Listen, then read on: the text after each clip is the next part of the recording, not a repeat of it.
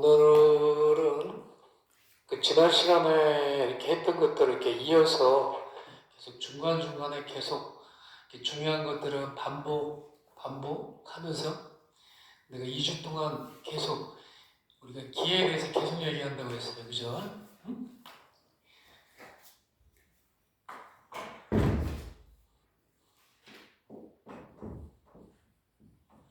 이 기, 일기.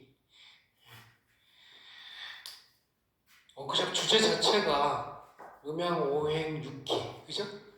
음양오행육기를 기반으로 해서 그거에 대한 원리, 발생, 순환, 생장, 화수장의 그런 원리를 깨달으면 모든 걸 거기다가 대입을 할 수가 있어요. 그리고 그 음양오행육기로 세상도 바라볼 수 있고, 식물도 식물의 원리, 동물의 원리, 인간 생명의 탄생부터 해서 생장, 화수장의 원리, 우리 마음에서 일어나는 칠정에서의 올라오는 그런 모든 변화의 원리, 그런 걸 다 깨달을 수 있다고 얘기했어요. 근데 여러분들이 지금 그렇게 할 수가 없죠. 근데 그걸 알려면 사실 공부를 많이 해야 돼요. 제가 그 의학 공부를 하면서, 동양의학을 공부를 하면서 처음에 음양까지는 알겠는데, 오행육기 이런 이제 역학 공부를 하면서 저는 이제 빨리 좀 깨달았는데, 왜냐하면 내가 그런 부분에 대해서 관심이 있었기 때문에. 그리고 요가 수행을 하면서 이제 눈에 보이지 않는 우리가 차크라라든지 쿤달리니라든지 이런 거에 대한 인식이 기반이 되어 있었기 때문에 그러니까 동양학을 공부하면서 무국의 원리라든지 태극의 원리부터 해서 음양오행 이런 게 그냥 한 번에 확 들어왔어요. 저 같은 경우에는. 그러다 보니까 인간을 규명을 해야 되고, 나에 대해서 나는 무엇인가, 인간은 무엇인가라는 거를 본질을 파악을 해야 되는데, 결국은 이게 지구의 생성 원리, 우주 생성 원리까지 들어가지 않고는 안 되는 거였더라. 그러니까 내가 누구인가라는 걸 갖다가 알려고 했는데 우주 생성 원리까지 들어갔어야 되는 거야. 그러다 보니까 이게 본질을 알게 된 거야. 그래서 인체에 대해서 관심을 갖다 보니까 단순히 그냥 눈에 보이는 형태로서는 사람이 본질이 무엇인지를 알 수가 없는 거였어요. 그러니까 내가 학교 다닐 때 학교에서 배운 서양 학문에 생화학이라든지 생물이라든지 화학이라든지 과학이라든지 해부학이라든지 근육학이라든지 이런 거에서 정말 인간의 본질이 무엇인가라는 걸 나는 거기서 몰랐어요. 왜냐하면 서양에서 우리가, 여러분들도 마찬가지지만 우리가 21세기에 태어나서 학교에서 배운 학문은 전부 서양 학문이었어요. 그러다 보니까 동양에서 얘기하는 인간을 바라보는 인체관이랑 서양에서 보는 인체관하고는 차이가 있어요. 분명히 차이가 있을 수밖에 없었어요. 그러다 보니까 서양에서 보는 인체관으로 보다 보니까 눈에 보이는 가시적이고 실체적인 이 형태에만 집중을 하게 된 거고, 그게 아닌 실증적이거나 검증되지 않은, 논리적이지 않는 그런 부분에 대해서는 우리가 상당 부분 놓치고 살아왔던 거죠. 그러니까 서양의 과학이라는 게 사실은 그냥 가시적으로 눈에 보이고 증명 가능할 수 있는 거에 선에서만 하는 것이 과학이에요. 그리고 그걸 물질을 잘 분석을 해서 우리가 풍요롭게 살 수 있는 게, 지금 현재 과학 문명의 시대에 살고 있다고 하는데, 그 과학이라는 거 안에는 사실 눈에 보이지 않는 그런 부분에 대해서는 규명을 하지 않았다는 얘기입니다. 규명할 필요도 느끼지 않았고. 제가 첫 번째 시간에도 얘기했지만, 서양에서 보는 이 인간은 정신과 육체를 보는데, 이 정신이라는 게 눈에 보이지 않는 우리가 얘기하는 동양에서 보는 프라나 이런 건데, 이 부분은 인간이 규명할 수 있는 부분이 아니다. 한 가지 분야가 아니고, 이 분야는 신이 주관할 수 있는 부분이다 해서 이데아, 현상으로 나눴다고 했죠. 그죠? 이 현상 세계만 갖고 계속 쭉 내려왔죠. 그게 이제 과학, 근대 시대에 와서도, 과학 문명 시대에서도 눈에 보이는 실체, 물질에만 집중하고 살았죠. 그다음에 그 물질을 뭔가 분석을 해갖고 발전을 해갖고 뭐 합성을 시켜서 풍요롭게 하는 부분에 대해서는 굉장히 지금 최고조로 많이 발전돼 있는 거고, 그거로 인해서 인간의 그 먹고 사는 문제가 해결이 된 거고, 빛을 잘 활용해갖고 전기를 잘 활용해서 우리가 이렇게 풍요롭게 겨울에도 이렇게 따뜻한 데서 난방이 된 데서 이렇게 살아가고, 밤에도 불을 켜놓고, 그죠? 멀리 떨어져 있어도 지구 어디에 있어도 우리가 이게 빛을 활용해서 전자파를 이용해서 스마트폰을 이용해서 화상을 이용해서 서로 소통할 수 있고 이렇게 살 수 있는 것뿐이. 그렇지만 실질적으로 이렇게 눈에 보이지 않는 부분, 그것도 사실은 그렇게 할 수 있는 것도 사실은 우리가 이 전자라는 게 눈에 보여요? 안 보이죠? 빛이 눈에 안 보이죠? 지금 당장 스위치를 딱 꺼버리면은 지금 낮이니까 화나지만 밤 같은 경우에는 그냥 질 같은 어둠이 되죠, 그죠? 스마트폰에, TV에, 영화관에 불이 전원이 들어가서 눈에 보이지 않는 전전파가 들어가지 않는다, 공급이 되지 않으면 모든 건 다 그냥 죽어 있는 물체일 뿐이에요, 형태일 뿐이에요. 그렇지 않아요? 그 부분을 놓쳐버린 거죠, 서양에서는. 인간한테. 그러니까 인간에 가지고 있는 어떤 신비로운 현상, 말을 하고, 춤을 추고, 뭐 노래를 하고, 생각을 하고, 사랑을 하고, 슬퍼하고, 뭐 이런 거에 대해서 과학적으로 증명할 수가 없었던 거죠. 증명할 수 있겠어요? 과학으로? 눈에 보이지 않는 그런 부분에 대해서는 정신이라든지 이런 부분에 대해서도 왜 그런 정신작용이 일어나는지 그런 것에 대해서 과학이 규명할 수가 없어요. 과학에서 규명할 수 있는 건 실질적으로 눈에 보이는 거, 가시적인 거, 실체적인 거, 물질적인 거 이런 거를 뭐 빛으로 투과해서 뭐 자기 공명 진단 장치 같은 거 있죠. 현미경이 발달하면서 뭐 CT라든지 MRI라든지 이런 걸로 내가 물질을 분석을 해서 확대를 해서 볼 수 있는 거는 분석을 해서 할 수 있지만은 눈에 보이지 않는 기의 다양한 변화의 파동이라든지 우리 마음의 변화, 물상한 이런 것들은 과학적으로 증명할 수가 없는 부분이거든요. 근데 동양에서는 이런 거를 처음부터 인간은 하나의 기로 봤기 때문에 통천하 일기로 봤기 때문에 이 보이는 것도 형태도 이게 기가 응축되어 있는 하나의 깃덩어리일 뿐이고 모든 걸 하나의 기로 봤기 때문에 눈에 보이지 않는 그런 모든 부분부터 다 설명을 할 수가 있고 그 기로 다 옛날에 그 우주 생성이 원래 그때부터 해서 지금까지도 지금도 그 실체가 지금 무지하게 오래 지난 76억 년이 지난 지금도 그때의 기가 지금의 기로 설명할 수도 있는 거예요, 사실. 근데 이런 걸 내가 스스로 이렇게 인지하고 내가 인식을 하려고 하면 그런 총체적인 게 이제 바탕이 돼야 되죠. 그 세상을 보는 눈, 우주를 보는 눈이 전일적인 우주관이다 이런 게 이렇게 확립이 돼 있어요. 하나, 우주는 처음에 아무것도 없었다, 무국이었다, 그냥 천세계에도 나오지만은 그냥 어둠 속에 그냥 움직임이 없는 그냥 하느님의 기운이 감돌고 휘감고 있는 그냥 그런 상태에 있었다. 그래서 빛이 나와라. 쫙 하느님이 빛. 종교에서 얘기하는 거죠. 아마 옛날 사람들도 우주를 보면서 그 정도 관찰력은 있었을 거예요. 왜 이런 게 생겼지? 밤하늘에 별은 왜 있지? 태양은 왜 떴지? 밤이 되면 달은 왜 뜨지? 뭐 이런 거에 대해서 철학자들이 관심을 갖고 쳐다봤을 거 아니에요.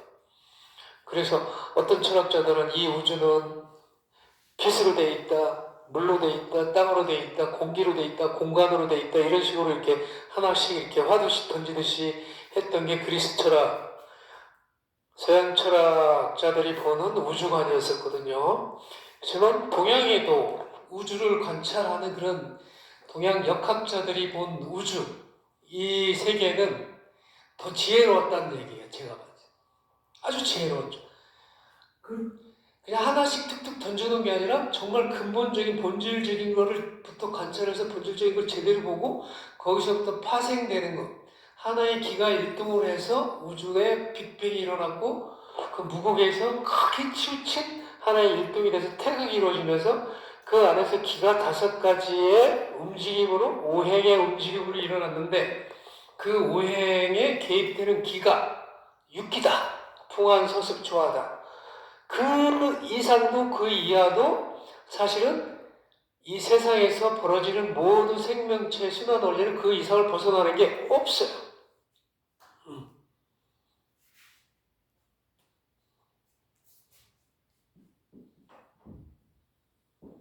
그래서 이거 음양오행 육기에 대해서는 이해를 하면 세상 만물의 모든 순환 원리 생명의 생장 화수장을 이해할 수 있겠다. 너무 쉽지 않아? 복잡하지도 않고. 그죠? 너무 쉬워. 어려운 학문이 아니라니까. 서양에서 얘기하는 화학에서 나오는 굉장히 복잡한 생물학적인 물질을 갖다가 복잡하게 막 써놨는데 그 일반 사람들이 이해도 할 수 없는 그런 의학적인 용어들도 많고 복잡한 것들이 사실은 이게 진리는 아니거든. 진리는 사실 단순하거든. 있는 그대로 보면 실체가 보여. 근데 오염된 눈으로 왜곡되어 있는 상태로 세뇌되어 있는 상태로 보기 때문에 이미 들어와 있는 나의 잘못되어 있는 오염되어 있는 사고를 보기 때문에 헷갈리는 것 뿐이지 그냥 우리가 맑고 순수한 눈으로 정말 있는 그대로 보면은 진리는 그냥 단순한 거야. 너무 쉽다고. 그래서 동양에서 얘기하는 그때 내가 역학이라는 것도 그죠? 이 역학이라는 게 이게 되게 쉽다는 얘기예요. 단순하고 쉬운데 변한다는 얘기거든.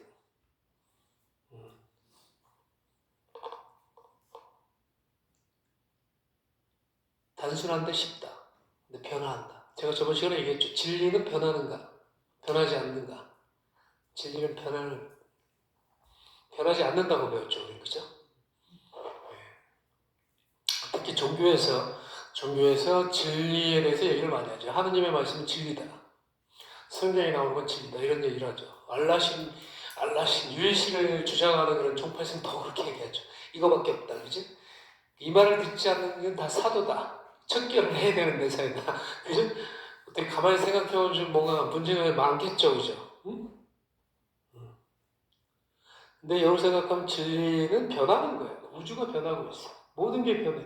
변하지 않는 거는 죽어 있는 거예요. 적체되어 있는 거예요. 사람도 변하지 않으면 변하지 않는 순간 멈추는 순간 생명으로서의 작용을 멈추는 거예요. 우리가 논리로 개념으로다가 옳고 그르고 이것이 진리다, 진리가 아니다라고 할 수 있는 것은 다 인간의 사고로 만들어 놓은 개념일 뿐이에요. 따지고 보면.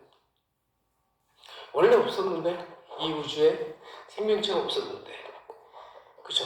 누구 것도 아니었어요. 근데 그 와중에서 서로 생명체들이 진화를 했든 태어나서 각자의 욕망을 구현하기 위해서 서로 치고받고 싸우고 막 하면서 자기들이 어떤 그걸 필요에 의해서 개념을 만들어 놓은 것 뿐이죠. 그죠? 공산주의 나쁘고, 민주주의 좋고, 이런 식으로, 그죠? 이데올로기적인 거, 종교적인 거, 이런 것들이 태어난 거죠. 원래는 종교도 없었어. 종교는 무슨 종교? 근데 종교에서는 이제 그렇게 창세기 편에서 나오지만, 그죠? 하느님이 인간을 우주 천지를 열어놓고, 빛을 만들고 천지를 만들어 놓고 인간을 만들었다 얘기 나오죠. 그죠? 그래서 하느님의 말씀을 거역하면 안 된다고 나오죠. 그죠? 하느님의 말씀대로 살으라고 나오죠. 하느님의 말씀대로 살면 괜찮아요. 사실 성경에 나왔는 얘기는 다 나쁜 얘기들은 별로 없어요. 근데 중요한 거는 그들 그렇게 살 수가 없다는 거죠. 경전에 나와 있는 것도 마찬가지고. 그래서 복잡하게 인체 철학이다 하니까 인간 안에 어떻게 구조적인 거에서 구조가 어떻게 되고 이런 걸 갖다가 배우려고 왔으면은 그런 생각은 버려야 돼. 왜냐면 구조는 중요한 게 아니거든. 그러니까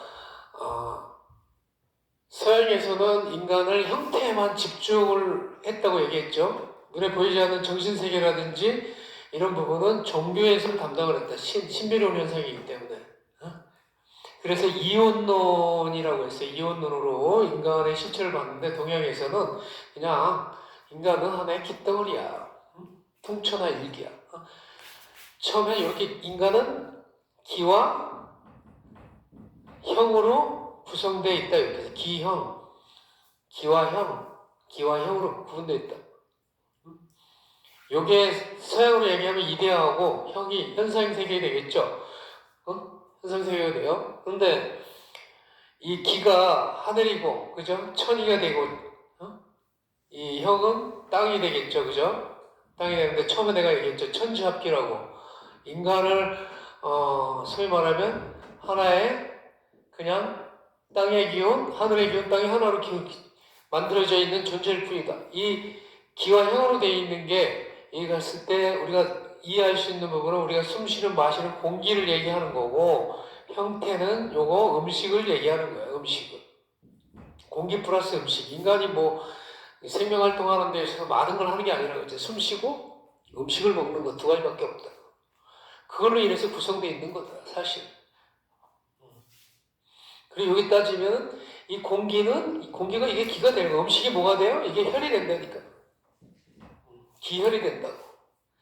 근데 실제 이 눈에 보이는 형태라든지 음식이라든지 혈이라든지 이런 것도 사실은 제가 첫 시간에 얘기했듯이 이 음식도 사실 태양 에너지를 광합성 작용을 해서 응축시킨 포도당을 햇빛, 태양 에너지를 빛 에너지를 응축시켜 놓은 것을 우리가 음식을 섭생을 해서 여기서 미토콘드리아가 뭐 소화를 하고 뭐 이렇게 해서 대사 기능을 해갖고 다시 그게 분해가 되면 열과 빛이 된다 그랬어, 그죠?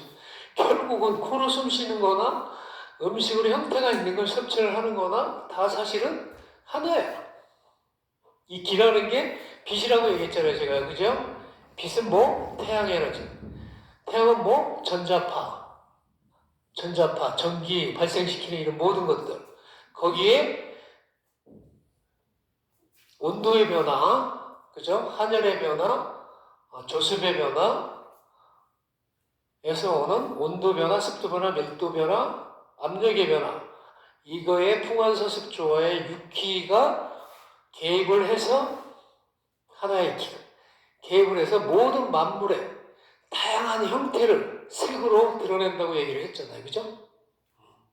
그런 것 뿐이다. 인간은 인간대로 인간의 형태를 띠게끔 태어난 거고, 나무는 나무대로, 달수기는 달수기대로, 돌멩이는 돌멩이대로 각자 고유의 파동의 형태대로 태어난 것 뿐이다. 그게 만물이 존재하는 이유다. 그래서 음양오행육기는 우리는 빛이에요.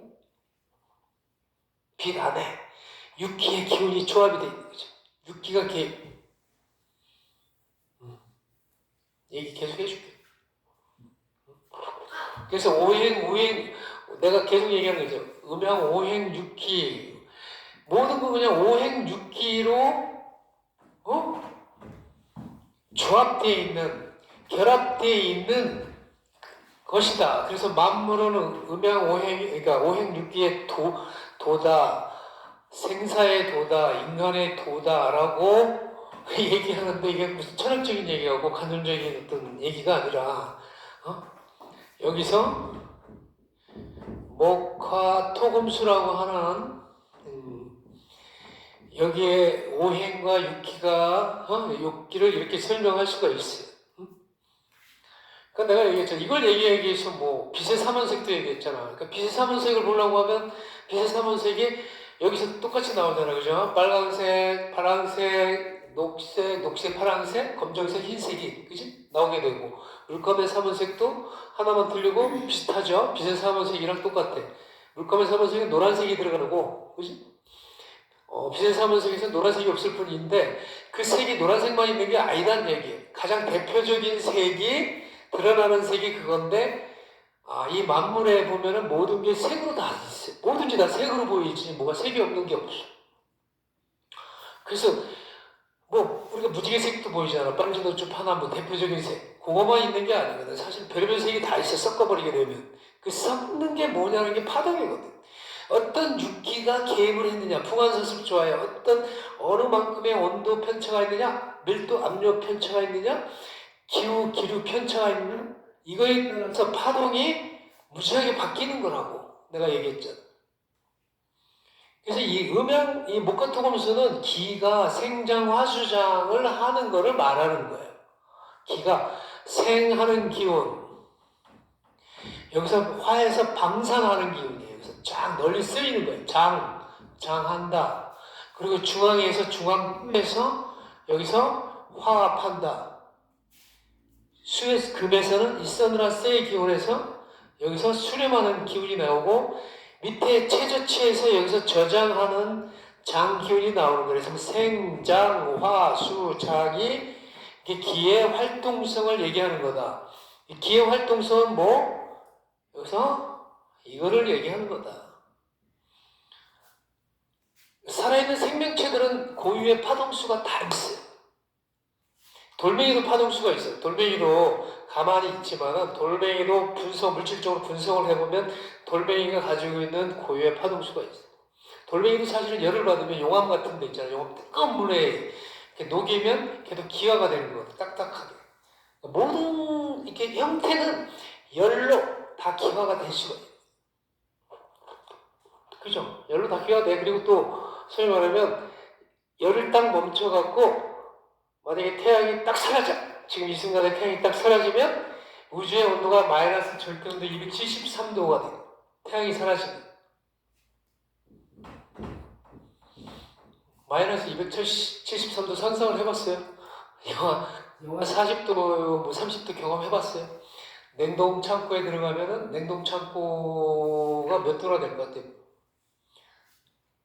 얼음, 그죠? 얼음 안에 그 냉동 창고 같은 경우는 영하 한 40도, 50도만 해도 그냥 얼음 꽝꽝 얼죠, 그죠? 근데 마이너스 273도면, 영하 273도면은 이, 어떻게 모든 물질이 다 그냥 월수섭되겠죠. 완전 고체로 되겠죠. 물도 우리가 쫙 끓이면, 열로 끓이면 수증기가 기화돼서 쫙 올라가. 그걸 차갑게 딱 물을 담아서 냉장실에 딱 하면 얼음이 고체가 되죠. 그러니까 액체가 고체가 되고 그 고체를 또 열로 녹이면 또 액체가 돼요. 고체가 액체가 되는 거. 이 순환되는 원리. 바다, 태양. 태양이 바닷물을 대류 현상을 시켜서 끌어올려서 비가 오고 눈이 오고 순환하고 이 하늘과 땅, 태양과 바다가 물과 태양이 이게 계속 대류 현상, 순환 현상을 하기 때문에 지구에서는 생명체가 유지할 수가 있는 거예요. 딱 태양만 없어져도 모든 생명체는 올 수도 없고 존재할 수도 없고 태어날 수도 없고 유지할 수도 없어요. 기껏 해봐야 인간이라는 게 그냥 이 태양계 내에서 우주계 내에서 조그만 생명체로 그 빛 에너지, 육계 에너지를 받아서 생명을 그냥 계속 이 양질이 그 정도, 요 정도 생명을 유지할 정도의 에너지를 받아서 치열하게 그냥 생명체를 유지하고 있는 하나의 그냥 피조물인 거예요. 대단한 존재가 아니고, 그거는 뭐 모든 동물들도 마찬가지. 이 목화토금수로다가 모든 것을 설명할 수 있다니까, 어느 정도. 너무 재밌지 않아요? 사람도 볼 수 있어. 여기서 사람의 성향도 보이고, 뭐도 보이고, 다 볼 수 있어. 오행이라는 게 이거다. 목화토금수에서 목에서 생하는 기운, 화에서 방산하는 기운, 장 쓰이고, 내려와서 토에서 화합하고, 여기서 이런 파동이 되죠? 목화토금수에서. 이 파동에서 올라갈 때 생하고, 여기서 장하고, 화합하고, 중앙에서 화합하고, 수렴하고, 밑에서 저장하고, 이런 생명 활동에는 이게 만약에 우리가 우주에 이 어둠이 없다면, 태양만 존재하고 어둠이 없다고 하면은 어떻게 저항값이 없으면 이런 파동이 안 생겨요. 그냥 일직선의 파동이 생긴다고. 일직선의 파동이 있다는 얘기는 생명체 작용이 이루어지지가 않는 거예요. 우리가 계속 이러다가 나중에 심전도 멈춰서 이게 찡 하면 생명이 멈추죠. 더 이상 이제 에너지 파동을 할 수 없는 그런 작용을 할 수 없을 때 우리는 이제 숨이 멈추는 거예요. 형태는 그대로 있어. 시체에서 뭐가 사람이 죽었는데 뭐 간이 사라지고 심장이 사라지고 폐가 사라진 건 없어. 그대로 구조는 그대로 있어요. 형태는. 다만 눈에 보이지 않는 무형의 기, 에너지의 작용이 멈춘 것 뿐이에요. 그러니까 우리가 사람이 죽었다는 얘기는 숨이 멈췄다고 얘기했잖아. 몸이 없어졌다 이런 말을 안 해. 숨이 멈췄다 얘기하잖아. 호흡이 멈췄다. 굉장히 중요한 부분이야. 그죠? 이런 게 우리 몸에 들어와서 어떤 생리적인 작용을 하느냐. 그러니까 큰 틀에서, 인간의 근본의 본질은 이거였구나. 라고 생각을 하면 모든 거를 큰 틀에서부터 작은 쪽으로, 부분적으로 퍼즐을 맞추듯이 이렇게 들어오면 딱 얘기가 돼요. 우리가 퍼즐을 맞출 때 한번 보여주고 큰 틀을 한번 맞춰, 한번 이거 맞춰봐 하면 잘 맞춰. 근데 큰 틀을 모르고, 그죠? 한번 맞춰봐. 뭐 맞춰봐. 못 만들어. 못 맞춰. 똑같은 원리야. 그러니까 인간이 근본 본질이 뭐지? 해부학이야? 구조야? 형태야? 구조라고 하면 뭐 배를 갈라갖고 이 안에서 실컷 디비 봐야죠. 실컷 디비 봤는데 서양의학이 뭐 길어야 200년이고 뭐 짧으면 한 120년 정도 되는데 인간을 이 형태에서 찾아보려고 계속 해부를 무지하게 했죠. 했는데 그 안에서 인간의 본질을 못 찾았어요. 다만 구조에서 문제가 생긴 거는 그거를 분석을 해서 치료를 했겠죠. 그러니까 근본적으로 기본부터 옛날부터 동양과 서양에서는 인간을 보는 관점이 인식이 달랐어요. 그래서 2000년 전에 이미 동양에서는 인간의 해부부터 해서 인간 우주 생사의 원리도 다 판단해서 성자들이 깨달은 자들이 도인들이 만드는 의학이 사실 동양의학이고 서양의학은 TV 보면 옛날 주술사들 뭐 이렇게 장례 치르는 사람들이 옛날 신분이 굉장히 낮았던 사람들인데 뭐 이렇게 막 합성해갖고 막 약 제조해갖고 주던 그런 의술 수준이었고 옛날에는 200년 전만 해도 150년 전만 해도 이제 큰 대전을 치르면서 이제 생화학적으로 이제 어떻게 뭐 합성품 석유학 제품에서 나오는 무기화학 물질, 유기학 물질로다가 이제 실험을 통해서 또 인간을 해부를 해갖고 인간이 구조적으로 해부를 하고 이 물질적으로 분석을 하면서 이제 이렇게 인간을 어떻게 보면은 굉장히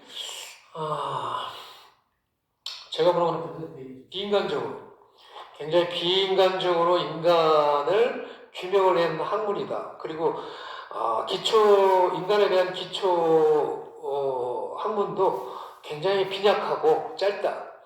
근데 동양에서는 한 2000년 전에 이미 인간에 대한 모든 것을 갖다가 다 규명을 해놨어요. 그리고 2000년 동안 내려오면서 임상을 통해서 거의 완벽하게 인간에 대한 신체를 갖다가 구현을 해놨어요. 그래서 눈에 보는 형태를 별로 중요하게 생각을 하지 않아.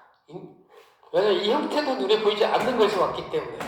그래서 뭐 동양의학이나 한의학에서 인간을 치료하는 방법들이 몸에다가 경락에다가 침을 꽂고 한약을 달여서 그걸 기를 보충시켜서 하는 치료법이 본질 치료를 하는 거예요. 본질 치료를 하는 거예요.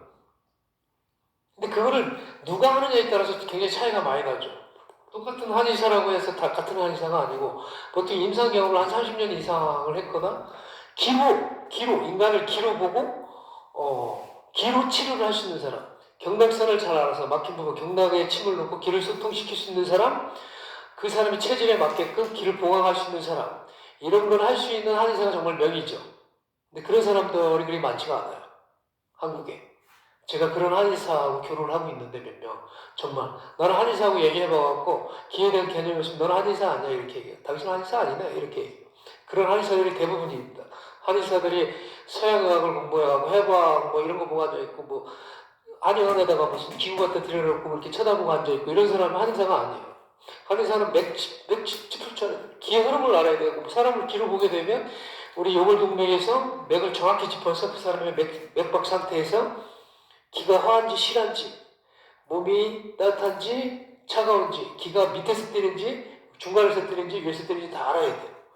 그리고 그 경락의 흐름이라는 것은 이제 내가 여러분들한테 준 그 경락 책이지만 여러분들한테 지금 필요 없어요. 사실 그 책이. 그건 뭐 한의대생이나 한의대 졸업한 애들이랑 또 이미 기에 대한 개념이 확고하게 딱 잡혀있는 사람들한테 필요해요. 그래서 나는 사람을 요가도 이런 식으로 좀 지도를 해야 되겠다라고 생각하는 훌륭한 요가 선생님이 될 수 있어요. 그렇지 않겠어요? 그 요가 아사나 하는 것도 우리가 사실은 기를 잘 소통시키기 위해서, 크게 소통시키기 위해서 하는 건데, 이런 사람의 몸에 대한 본질적인 것을 내가 알았을 때 요가 지도하는 방법도 달라질 수가 있어요. 요가로다가 사람의 몸이 치유가 됩니까? 이런 얘기를 안 한다고. 해도 그만이고 안 해도 그만이다 이런 소리를 안 한다고. 요가가 운동이다 이런 소리를 절대 안 한다고. 그 플라잉 요가 이런 거 막 공중에 타고 긴장된 상태에서 왔다리 갔다리 하고 있던 요가를 하려고 생각을 하지 않는다고. 그 퓨전 요가, 그 장사꾼들이 만들어 놓은 상업 요가, 몸을 해치는 요가 이런 걸 하려고 하지는 않는다고. 그래서 인체에 대해서 본질적인 공부를 해야 된다는 얘기를 하는 거예요, 요가 선생들이. 잘못하면, 의사가 무지하면 환자를 더 병들게 하거나 약물 부작용으로 죽일 수도 있고 수술 부작용으로 죽일 수 있듯이 요가 선생들이 인체에 대해서 몸에 대해서 무지하면은 이상한 요가를 가르칠 수 있다. 시간 낭비되는 거고 돈 낭비되는 거고 그런 거예요. 그러니까 본인이 제대로 인식을 하고 있어야 된다. 그래서 기에 대해서 내가 인식을 하려고 내가 몇 가지 얘기를 했죠. 인식이 잡혀야 된다. 그러니까 그 하나로 내가 인식을 할 수 있겠어요? 왜 인식을 바로 못하냐면 우리는 이미 어릴 때부터 여기 인식되어 있는 것들이 있어요. 그죠? 머릿속에 이미 들어와 있는 정보가 있어요. 고정화되어 있는 것들이 있어요. 고정관념이 있어요. 그래서 사람이 잘 안 변한다는 것은 그런 거예요. 근데 요즘은 그래도 좀 변할 수가 있어요. 옛날 같은 때는 너무 이렇게 갭이 커갖고 정보의 교환이 별로 없어갖고, 소위 말하면 이렇게 수준 차이가 너무 많이 나갖고, 그러니까 신분 차이도 많이 나고, 어릴 때면, 없는 집안에서 자랐거나, 뭐, 노비거나, 뭐, 농사꾼 집안에 자라거나, 장사하는 집안에 자랐거나, 아버지가 양반이라서 공부 잘하고, 뭐, 학문도 배우고, 어릴 때부터 학문도 배우고, 뭐, 사서성경도 배우고, 뭐, 이런 집안하고 틀리잖아요. 그죠?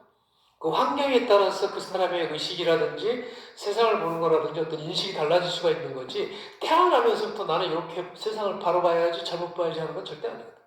내가 생각한다는 것도 사실은 이미 내가 그 환경에서 내가 뇌에 저장되어 있는 게 정보가 들어와서 정부 통합관리센터에 사실은 뇌라는 것은 내가 지가 스스로 막 판단하고 해갖고 막 결정하고 하는 게 아니에요. 사실 여러분들이 생각하는 것들이 이미 내 안에 들어와 있는 사고 정보들에 의해서 인풋이 들어온 거에서 아웃풋 나가는 게 나의 생각이고 사고 의식이거든. 그래서 내가 변화하려고 하면 뭔가 좀 다양한 본질적인 거를 경험을 하고 공부를 해야 되는 거예요. 그러니까 내가 이런 걸 하기 위해서 철학적인 공부를 했었고 처음부터 이런 거를 관심이 있던 게 아니고 철학을 공부하고 본질적인 걸 공부를 하고 몸에 대해서 깊게 수련을 하고 뭐 이러다 보니까 이거를 좀 뭔가 좀 합리적으로 객관적으로 이렇게 사람들한테 설명을 해줘야 되겠는데 그냥 요가적으로만 요가 생리학적으로만 설명을 하려고 하니까 너무 뜬구름 잡는 소리야.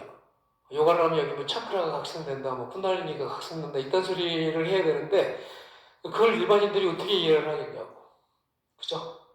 내 안에 뭐 빛이 있다, 명상을 하는데 뭐 차크라 명상을 하면 가슴에서 뭐 녹색이 보이고 머리에서 막 보라색이 많아서 황홀하다 이런 거를 갖다 설명해서 미친놈 아니야 이런 얘기할 거 아니야. 그죠? 응? 또라이된 거 아니야. 그지? 그 요가하는 사람 저렇게 돼. 이상해. 사기꾼처럼 이런 얘기 할 수가 있어. 그죠? 근데 요가에서 인도의 요가 수행자들이 명상을 하면서 에너지를 열어놓고 명상을 하다 보니까 자기 몸 안에서 빛도 보이고 어떤 에너지의 어떤 에스턴스죠. 황홀감이라든지 그 다음에 어떤 전반적으로 의식이 열리는 듯한 그런 부정적인 게 소멸되고 활성화되는 그런 느낌을 받았다. 쿤달리니 각성을 통해서. 근데 이런 거를 일반인들한테 요가적인 생리학적으로 설명을 하면 정말 이해가 안 되는 부분이에요.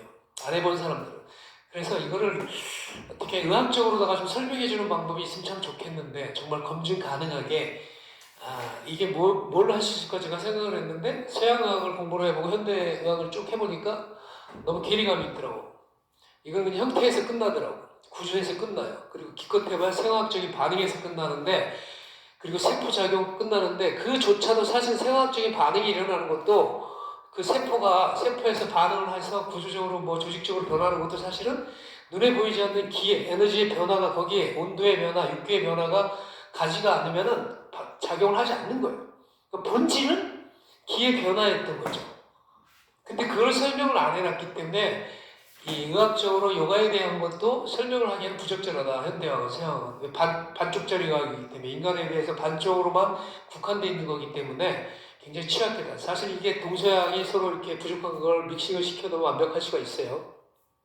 근데 그게 안 되죠. 서로 지들끼리 최고라고 해서. 그렇지만 지금 이제 그런 문제들이 부작용이 너무 많이 일어나서 동양에서가 아니라 서양에서 사실은 이제 동양의학을 도입을 하려고 하는 움직임이 상당히 많죠. 그거를 이제 대체의학이라는 걸로다가 인도의 아유르베다학이라든지 동양의학을 미국하고 현대의학의 그 첨단이라고 하는 미국하고 독일에서 사실은 동양의학을 지금 받아들이려고 하고 있고 또 대체의학이라는 명목으로 그 엘리트 사람들한테는 치료요법을 쓰고 있어요. 생화요법이나 수술요법을 안 하고 정말 옛날에 뭐 레이건 대통령 같은 경우에도 암 수술하고 항암 치료를 안 했죠. 그래서 자연치료요법으로다가 이렇게 해서 90몇 살까지 살았어요. 특히 서양 쪽에는 더 해요. 서양 쪽에는 그래도 좀 양심적인 의사들이 많아갖고 자기네들이 한 30, 40년, 50년 임상의 결과 70년 되죠. 했는데 무수히 많은 약을 투여를 하고 수술을 했는데 환자 수는 계속 늘어나고 있고 불치병은 계속 늘어나고 있고 제가 아까도 얘기했지만 심지어는 당뇨나 고혈압도 불치병이에요. 서양의학에서는 현대의학에서는 불치병이야. 계속 잡줘야 돼. 죽을 때까지도 먹으라고 한다고. 원인 치료가 안 되는 약을 계속 주고 있다고. 그 약으로 인해서 약물 부작용으로 인해서 간 기능이나 신장 기능이 완전 망가지고 있고 그걸로 인해서 나중에 심장 질환으로 뇌졸중으로 발병이 일어난다고. 병의 원인으로 계속 깊은 병으로다가. 근데 사람들은 그냥 병을 믿고 의사를 믿고 제 약국을 믿고 이렇게 하고 있어요. 그걸로 원인 치료가 된다고 하면 나 요가 하지 말라고 그래요. 지금 현대의학적인 요법으로 생학적인 요법으로 수술법으로 병을 치료할 수 있다고 하면은 완벽한 의학이라고는 굳이 동양의학이 필요 없어. 폐기시켜도 돼. 그냥 현대의학만 갖고 해도 돼. 뭐 의학이라는 게 동서양이 뭐가 필요 있어. 인간을 위한 의학인데 그죠? 그 의학이라는 게 어디서 나와? 인간을 제대로 보면 제대로 된 의학이 나올 수가 있어요. 그러니까 동서양이 세상을 보는 방법, 우주 창생의 원리, 인간 생성의 원리를 보는 게 관점이 달라. 그래서 그런 의학이 나오는 거예요. 그러니까 본질을 제대로 보면 본질 치료가 되거든. 그죠? 우리가 배를 죽은 자를 거놓고서에 이어서 해부를 해서 막 들여다본다고 해서 이 사람이 왜 사랑을 하는지 왜 죽었는지 무슨 생각을 하고 있는지 그걸 모른다고. 절대 알 수가 없어. 그죠? 근데 우리가 기의 개념으로 들어가서 바라보면은 다 이해를 할 수가 있어요. 그리고 그 눈에 보이지 않는 기가 동양에서는 이 경락으로 12경락이나 기경팔맥으로 인해서 오장육부를 통해서 다 네트워크처럼 오밀조밀하게 빽빽하게 이런 경락이라는 개념으로다가 우리 인체 눈에 보이지 않는 무형의 인체 기의 시스템이 작동이 되고 있다는 거죠. 이건 그냥 내가 그냥 뜬구름 잡는 소리가 아니라 우리가 일부의 기무와 내가 공명을 하고 있기 때문에 내가 바깥이 추우면 내가 춥고 바깥이 더우면 내가 덥고 스펀스펀 서로 공명하고 사는 거예요. 여기서 소리 두들기면 내가 싱잉볼의 파동 소리를 내가 같이 공명을 하고 영화관에 가서 영화를 보면 그 영화 그 스크린 안에 빛과 소리밖에 안 나오는데 그걸 보고 허상을 보고 내가 같이 공명을 하면서 같이 울고불고 같이 춤추고 하는 거고 그죠? 스마트폰에서도 우리가 아무것도 없어. 그래서 그 안에서도 우리가 영상통화를 해. 선이 없는 무선. 그러니까 무선. 눈에 보이지 않는.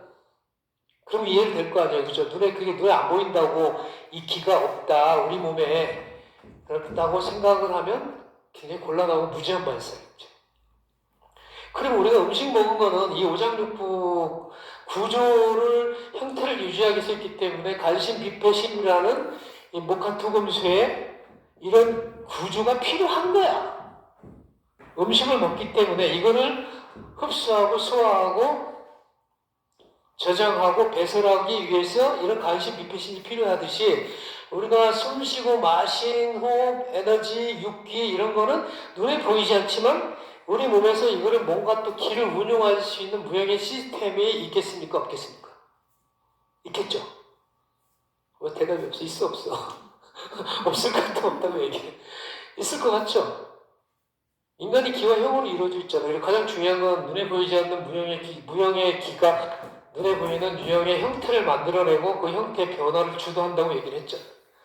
이 뭐 간 구조, 심장 구조 요만한 거 이런 게 중요한 게 아니야. 이 구조 형태가 중요한 게 아니라 그러니까 심장이 뭐 요만한데 얘가 동그랄 수도 있고 사각일 수도 있고 찌그러질 수도 있고 아무 상관은 없어. 심장의 기능으로서 역할을 할 수 있는 거, 피를, 기혈을 방사시켜 줄 수 있는 역할만 하면 되는 거예요. 간도 마찬가지예요. 간은 저장하고 소설하고 폐는 불을 주관해서 폐주 납기, 폐주기, 기를 내리고 하강시키고 물기를 돌리고 통주수도 하고 어떤 신장은 정을 저장하고 물을 정화시키고 뭐 이런 각자 가지고 있는 오장의 기능만 역할을 하기에 구조가 필요한 거지 걔들이 스스로 지금 적용을 하지 않는다는 얘기죠. 그 모든 변화를 주도하고 그걸 하는 거는 이런 육기의 개입이 있지 않으면 오행과 육기의 개입이 있지 않으면 있을 수 없다는 얘기를 하는 거예요. 그래서 이런 거를 딱 이해를 하게 되면 세상 보는 눈이 참 편해져요. 그래서 사람도 이렇게 굉장히 이런 기운이 강한 사람이 있어요. 봄의 기운이 강한, 저장 능력이 강하고, 배려심이 강하고 이런 사람들이 있고, 또 되게 막 외부로 발산력이 되게 높은 사람들이 있어요. 특히 대표적으로 이제 막 정치 지향적인 사람들 있잖아요. 사회 지향적인 사람들 있죠. 여자들인데도 불구하고 여자나 남자나 밖에 나가서 막 선동하는 거 좋아하고 소위 말하는 나대는 거 좋아하는 사람들 있죠. 그죠? 자기 자신 드러내서 막 나대고 또 욕망적인 걸 발산하고 이런 걸 좋아하는 사람들이 있어요. 그 사람들이 그러고 싶어서 그러는 게 아니라 그 사람들 기질이 그럴 수밖에 없게 태어나서 그런 거라고. 이 소음인들한테 물의 기운이 강한 소음인들한테 소심하고 내성적인 사람들한테 정치하라고 장사하라고 하면 절대 못합니다. 이런 사람들 정치하라고 살 수 있겠어요? 배려심 되게 좋은 사람들한테 정치하라고 할 수 있겠어요? 지가 잘났다고 자 떠들고 자기 주장 강한 사람들이 정치해야지. 안 그래? 응? 안 된다고. 그러니까 성향이 이런 사람을 갖다가 사업하면 어떻게 돼? 이렇게 망한다니까. 이런 사람들로 망하기 좋아요. 너무 배려심이 많아갖고. 이해를 너무 안 된다고. 이게 좀 소양인적이나 태양인적인 성향이 강한 사람들이 외향적인 일을 해야 사실은 그 일에서 성공할 듯 말 듯 해. 근데 어떤 사람은 똑같이 했는데 착한데 사업에서 망한 사람 많죠. 사람 믿어서, 사람 믿고 착해서. 그 사람들이 뭐 능력적인 문제도 있겠지만 이런 기질적인 문제 때문에 안 맞는 거예요. 그러니까 자기 체질이나 기질에 맞게끔 삶을 살아야 돼. 이런 사람을 집에서 이렇게 앉아서 살림이라고 하라고 하면 되겠냐고. 그렇지. 그러니까 이런 사람들이 살림을 해야지. 소음인이나 태음인 이런 사람들. 소양인도 좀 할 수 있어. 그렇죠. 근데 기질적으로 어느 정도 폭발력이 있느냐? 기의 그 다소, 성세, 편차에 따라서 좀 달라지는 것 뿐이죠. 미안해, 오행 다 집어넣는다니까. 오장육부도 들어간다고 그랬죠? 생하는 기운에 간 들어가고, 심 들어가고, 한다고, 여기 색도 들어간다고 했죠? 저번 시간에? 오색, 청색, 빨간색, 노란색, 흰색, 신장에서 여기 검정색이 들어간다고 했죠? 중요한 것들 여기 다 들어가요. 왜냐하면 생명 에너지가 이게 오행의 법칙을 벗어나는 게 없어. 근데 어떤 거는 위로만 올라가느냐 그렇지도 않아요. 길하는 건 이쪽으로 돌 수도 있고 이렇게도 돌 수도 있고 역으로도 돌 수도 있어요. 맨날 이렇게 생장, 화수장 이렇게만 되지도 않아요. 이렇게 돌 수도 있고 이쪽으로 돌 수도 있고 옆으로도 이렇게 원을 그릴 수도 있다고.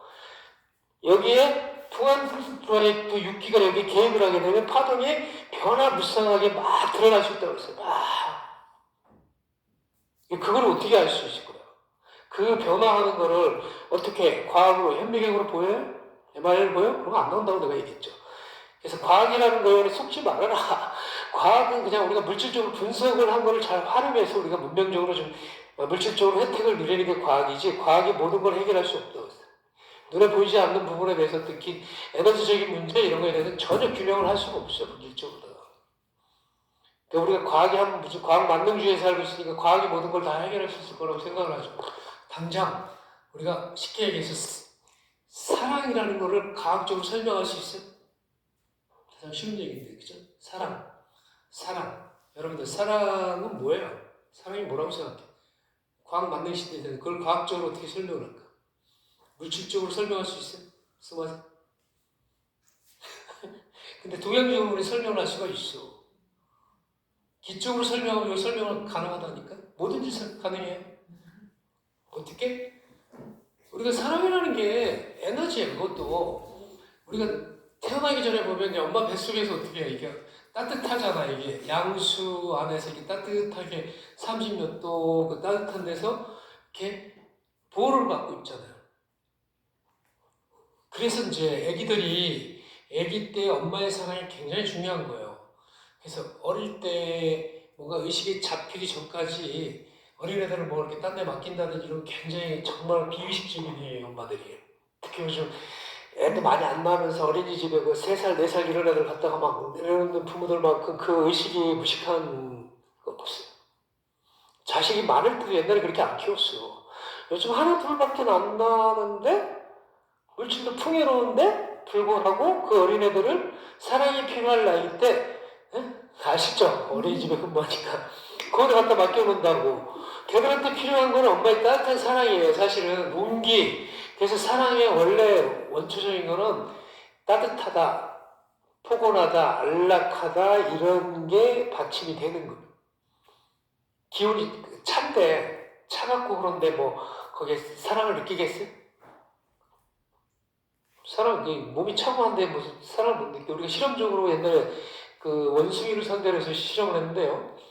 그 이게 털이 부슬부슬한 이제 원숭이 엄마를 2명을 딱 놓고 하나는 이제 온기가 따뜻한 놓고 하나는 찬 쇠로 된 그게 원숭이처럼 해놓고 그 이제 찬 저기에는 이제 젖병 같은 걸 이렇게 딱 놓고 이렇게 따뜻한 저기에는 젖병이 없이 이렇게 놨어요. 근데 평상시 때는 원숭이 새끼들이 그 엄마가 따뜻한 거기 품에 가서 막 놀아요. 안겨갖고 그래서 이제 배가 고플 때만 이제 몸에 쓰다늘한 그 찬 기운이 있는 그 원숭이한테 가서 그 젖병만 쫙 빨아먹고 바로 다시 가는 거예요. 왜 그러겠어요? 이게 만약에 이게 본능이 이게 중요하다고 하면 먹는 게 생존하는 게 본능이 이게 우선이라고 하면 거기서 계속 있어야 될 거 아니에요. 그죠? 근데 중요한 거는 생명체는 따뜻하고 안락하고 포근한 걸 좋아하는 거예요. 그래서 우리가 사랑을 할 때 처음에 느끼는 것은 정신적으로 에너지적으로 따뜻하고 포근한 거고 그게 여기 가슴에서 일어나는 거예요. 가슴. 가장 따뜻한 데가 어디? 그 사랑을 하면 어디가 뛰어? 가슴이 뛰죠.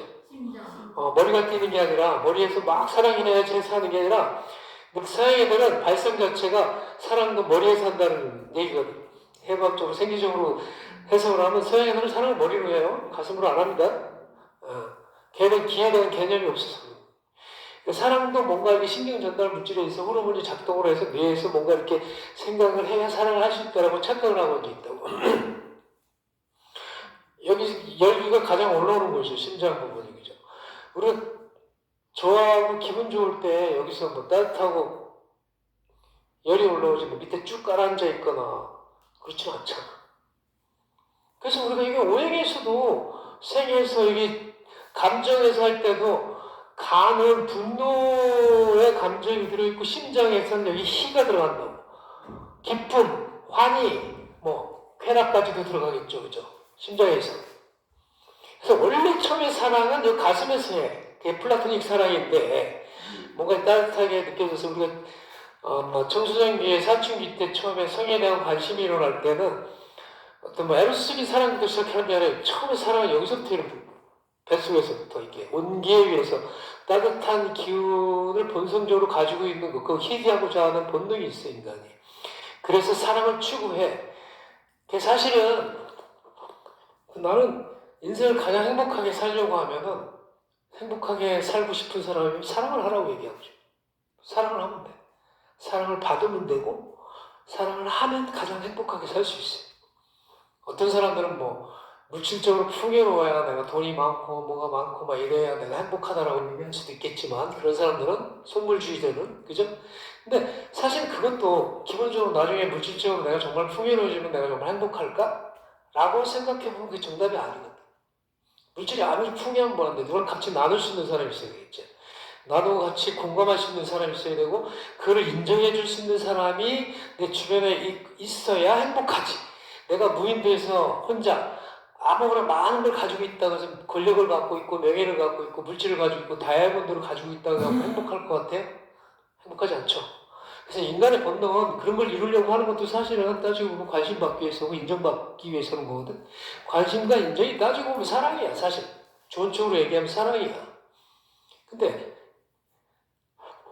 그 사랑이라는 것도 사실은 우리가 사회에 태어나서 그 학교에서 여러분들 성교육을 받았겠지만은 성교육을 아주 잘못 받았어요. 성교육을 무슨 그렇게 이상하게 시켜놔갖고 아니 망쳐놨죠. 사랑을 못하게끔 만들어놨어요. 우리가 이 플라토닉 사랑에서 이 가슴으로 하는 사랑도 있지만 이제 이게 에로스적인 사랑으로 내려오면은 심장에서 이 심장에서 발동되면 정에서 일어나면 밑에서 일어나면 이게 에로스적인 사랑이 일어나는 거야. 그죠?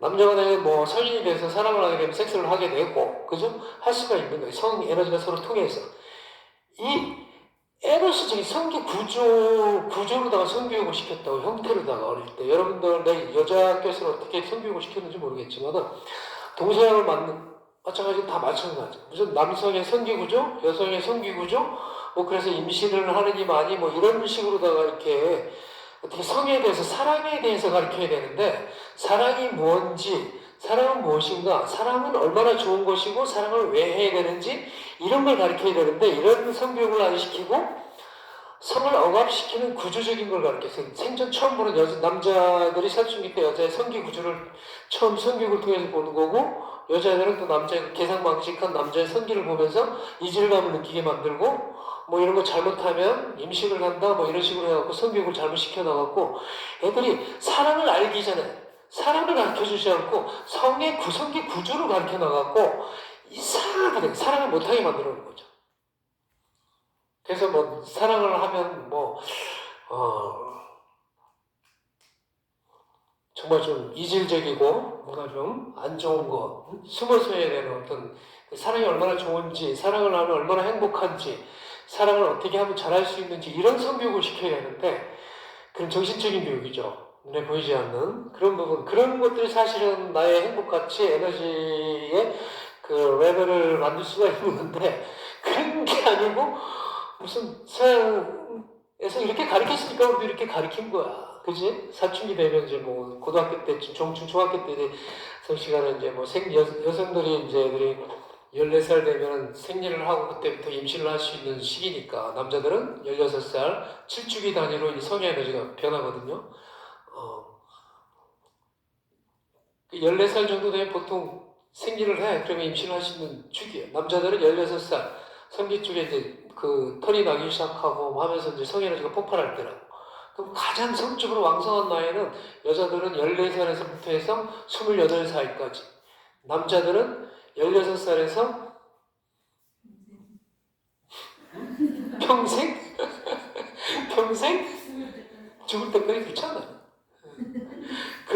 그걸 나쁘게 생각하면 안 돼. 정말 죽을 때까지 성적으로 자기가 할 수 있는 남자면은 그 사람은 양기가 그 에너지를 봐야 돼. 양기의 활동성이 강하다라고 보는. 그러니까 사람이 그 성적인 마음이 안 된다는 건, 성욕이 안 올라온다는 건, 성적인 에너지가 안 올라온다는 거는 양기의 활동성이 떨어진다는 걸로 봐야 되는 거예요.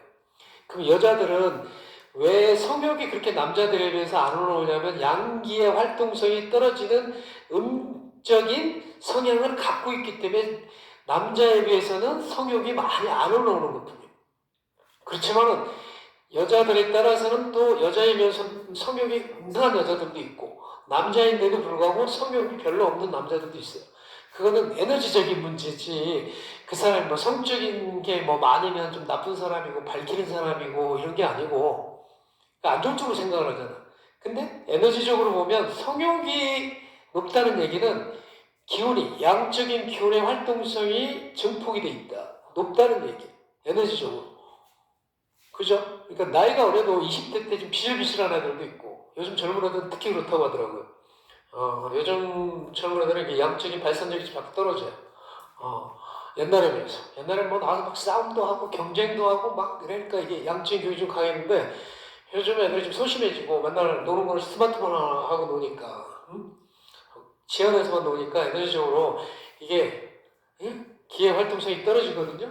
그래서 심지어는 뭐 남자 나이가 뭐 한 40대만 돼도 성적인 장애가 오는 사람들도 있죠. 여자들도 마찬가지. 벌써 한 40 됐는데 40대 8호 40? 7호 35, 76이 42. 40 정도 됐는데 벌써 갱년기가 오는 경우도 있어요. 그죠? 갱년기라는 게 호르몬 분비가 안 되는 거죠. 여성 호르몬 분비가. 여성 호르몬 분비가 안 된다는 얘기는 그만큼 이제 성적으로 여성의 어떤 성적인 에너지, 임신을 할 수 있는 게 없는 거지, 어떤 성적인 작용을 못 한다는 게 아니거든. 임신을 이제는 할 필요가 없으니까, 할 필요 없는데 계속 여성 호르몬이 나올 필요는 없잖아. 생리를 할 필요는 없잖아. 그죠? 그게 변하는 게 사실은 변하잖아. 여자의 몸도 변해. 남자는 안 변할 것 같아. 남자도 변하죠. 근데 그게 이제 어떻게 보면 여성들처럼 뭐 생리를 한다든지 이런 게 없을 뿐이지, 정신적으로는 남자들도 온다고, 기의 변화가 오게 돼 있어. 그 사랑은 얘기하다 말았는데, 이 사랑이라는 것도 변한다니까. 우리가 처음에는 이렇게 플라토닉 사랑을 했지만, 이게 에로스적인 사랑에서 서로 결혼을 해서 살면은 사람들이 이제 거기서는 이제 무슨 뭐 막 가슴 뛰는 사랑이라든지 뭐 이제 하다 보면 이게 성적으로만 이렇게 엮여 있는 사랑이 아니라 서로 희생하는 삶을 살죠. 헌신적인 사랑을 하게 돼 있어요. 그 무슨 사랑이죠? 헌신적인 사랑이? 헌신적인 사랑은 무슨 사랑이에요? 승관이 해봤어야지, 헌신적인 사랑을. 어? 아가페적인 사랑이라고 하죠. 우리가 플라토닉 사랑에서 시작해서 에로스적인 사랑을 통해서 나중에는 아가페적인 사랑을 해야 된다. 사랑은 사실 그 뭐 나이 먹어서 부부들이 사는 것들이 뭐 되게 사랑하고 뭐 되게 뭐 좋아서 사는 줄 알아요? 그동안 그 과정을 겪었기 때문에 이제 서로 상대방에 대해서 알고 존중해주고 측은지심이나 이런 걸 통해서 헌신을 해주는 거예요, 서로. 그게 아가페적인 사랑이죠. 그래서 아가페적인 사랑, 헌신적인 사랑이 사실 제일 힘들죠. 내 중심, 그 전에는 내 중심적인 사랑이야. 그죠? 플라토닉 사랑. 여기서 올라오는 뭐 그런 에너지, 상대한테 느끼는 어떤 에너지적인 거, 이런 거. 그 다음에 에너지적으로 강해서 에로스적인 사랑을 할 수도 있는 거고 하지만은 아가페적인 사랑은 그 두 가지가 전제 조건이 돼야 사실 할 수 있는 거지. 그죠? 그 두 가지 조건이 되지 않는데 할 수 있는 건 아니겠지. 근데 그런 것도, 하나의 기의 변화거든. 에너지 흐름의 변화예요. 우리가 하나 사랑을 하고, 만나고, 뭐 갈등을 하고, 헤어지고 하는 것도 하나의 다 에너지 흐름의 작용에 변하고, 태어나고, 병들고, 그죠? 늙고, 병들고, 죽고 하는 것도 하나의 오행의 범주에 다 들어가는 거고, 우리가 하나의 아침에 일어나서 새벽에 해가 뜨고, 낮에, 한낮에 정오가 돼서 피크를 치고, 이제 저녁으로 기운이 내려와서 해가 떨어지고 달이 떠서 다시 잠을 자고 하는 이 순환의 원리나, 자연을 바라보면 우리가 아침 뭐 봄에, 지금 이제 겨울이죠? 모든 나뭇잎이 다 떨어져갖고, 나뭇잎이 떨어질 때, 저 나무들은 슬플까요? 안 슬플까요? 아무 감정이 있을까요? 없을까요? 여러분들 생각해본 적 있어요, 그런 거? 나뭇잎이 떨어지는데 사람들 감정이 슬퍼져요. 가을 되면은. 왜?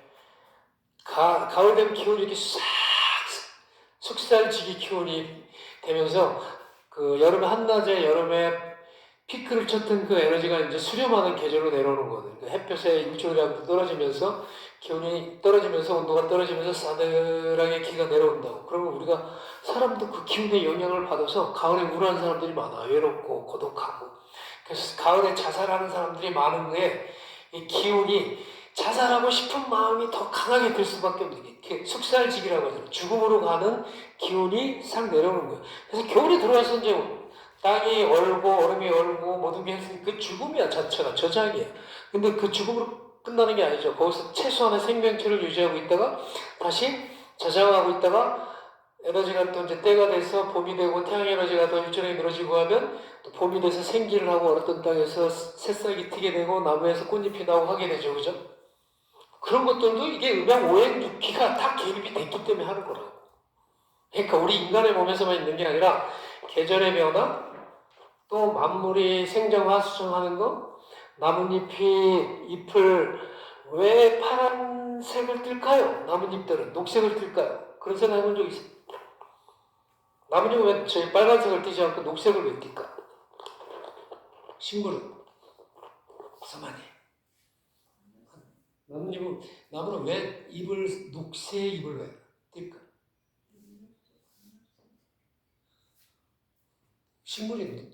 식물이 광합성 작용을 하죠. 나뭇잎이. 근데 왜 녹색을 띨까요?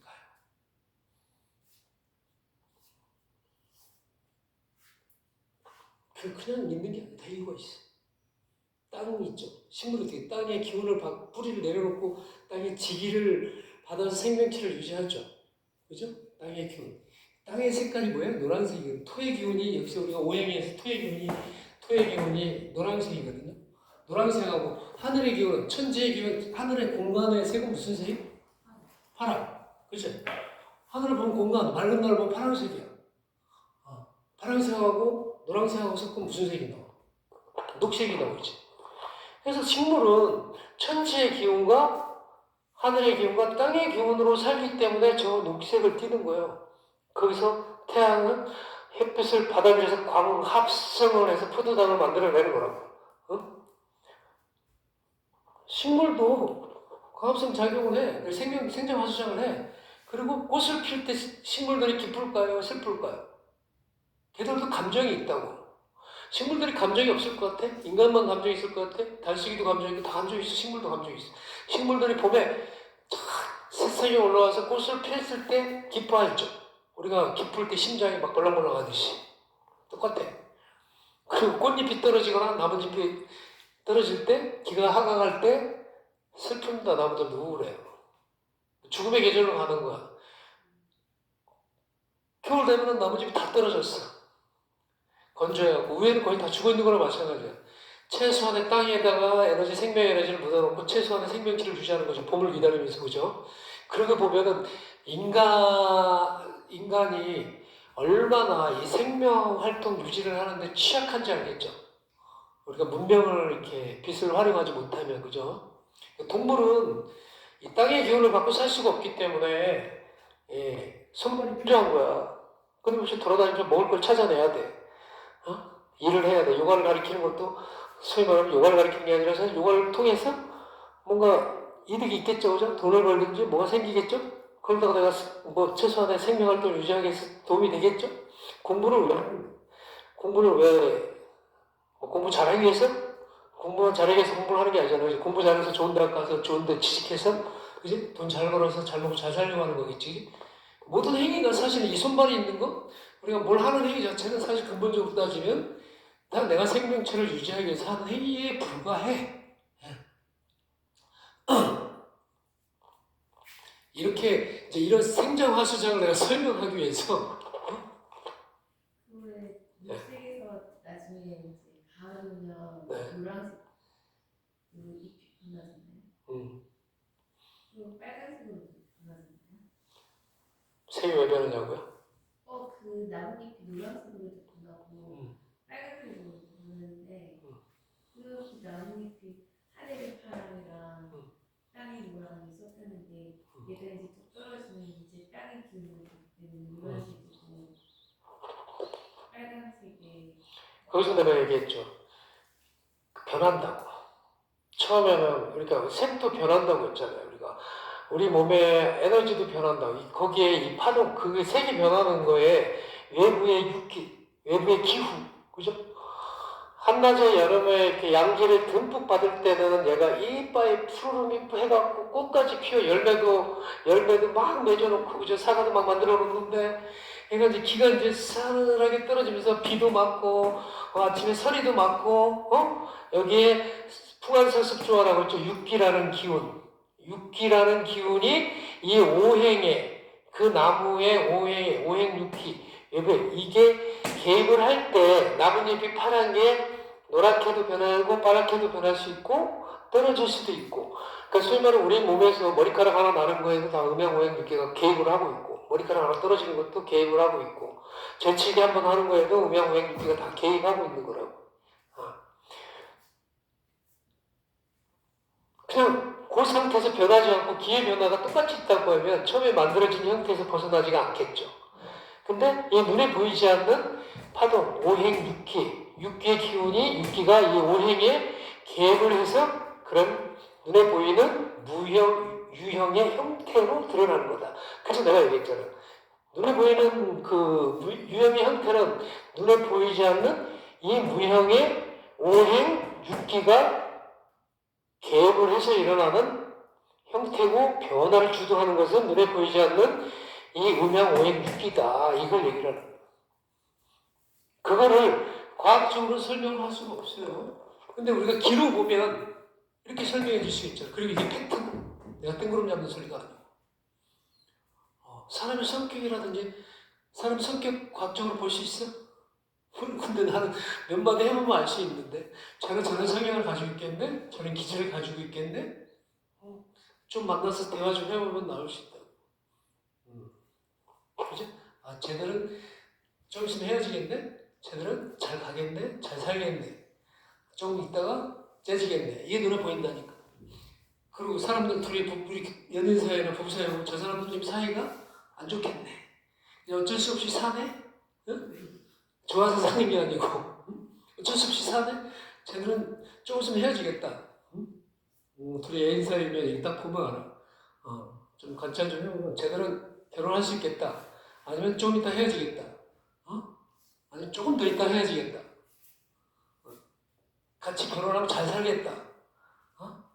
아니면 별로겠다. 딱 보인다고. 그런 걸 갖다가 분석을 하고 막 과학적으로 뭐 데이터를 갖고 막 이렇게 해갖고 되는 게 아니라 얼마나 이게 좋아. 그렇지 않아?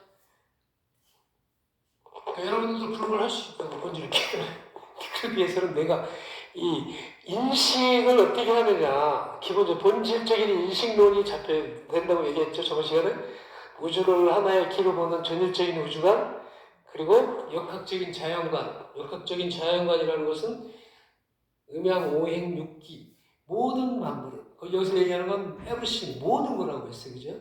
인간뿐만 아니라 모든 것은 음양, 오행, 육기로 봐라. 그 안에 다 들어있다. 그 원리가 다 들어가 있다. 생장, 화수의 원리가 다 들어가 있다. 그랬을 때 직관적인 인식론이 생긴다. 바로 보는 의식의 눈이 열린다. 그럴 때 정말 인간의 몸은, 인체는 천지와 상통하는 하나의 기에 불과하다. 라는 게 잡힌단 말이에요. 그랬을 때 우리 요가도 정말 지혜롭게 할 수 있는 거예요.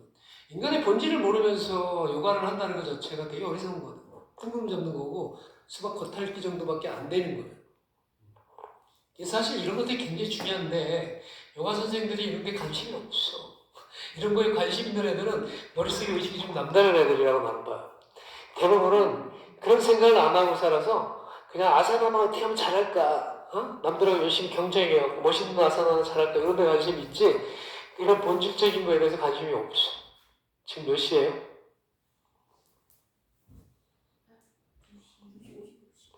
2시 50분? 10분 쉬었다가 자 봅시다. 선생님, 근데 저는 진리가 변하지 않는, 진리는 변하지 않는다고 생각했거든요. 세례돼서 그래. 진리는 변하지 않는 건 진리가 아니다. 나는 그렇게 믿고 싶어.